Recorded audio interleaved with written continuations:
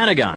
The day before 9/11, Secretary of Defense Donald Rumsfeld declared war, not on foreign terrorists. The adversary is closer to home.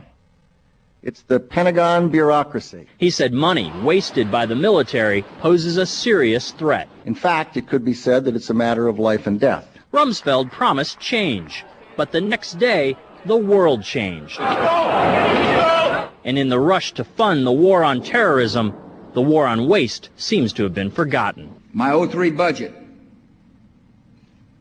calls for more than $48 billion in new defense spending. More money for the Pentagon when its own auditors admit the military cannot account for 25% of what it already spends. According to some estimates, we cannot track $2.3 trillion in transactions. $2.3 trillion with a T.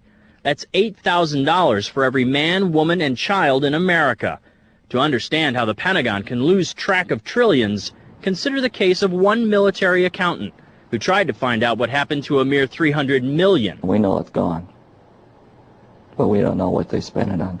Jim Minery, a former Marine turned whistleblower, is risking his job by speaking out for the first time about the millions he noticed were missing from one defense agency's balance sheets.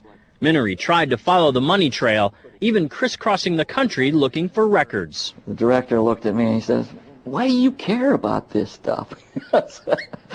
It took me aback, you know.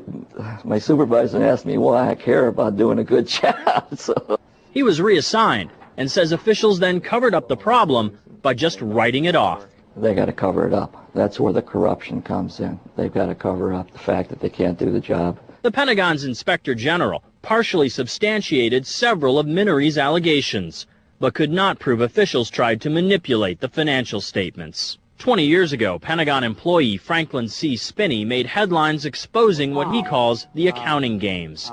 He's still there, and although he does not speak for the Pentagon, he believes the problem has gotten worse. Those numbers are pie in the sky. The books are cooked routinely year after year after year. Retired Vice Admiral Jack Shanahan commanded the Navy's Second Fleet the first time Donald Rumsfeld served as Defense Secretary. With good financial oversight, we could find $48 billion in loose change in that building without having to hit the taxpayers. In the 2.5 minutes since this report began, the Pentagon has spent nearly $2 million, and it may never know where 25% of those tax dollars went. In Los Angeles, I'm Vince Gonzalez for Eye on America.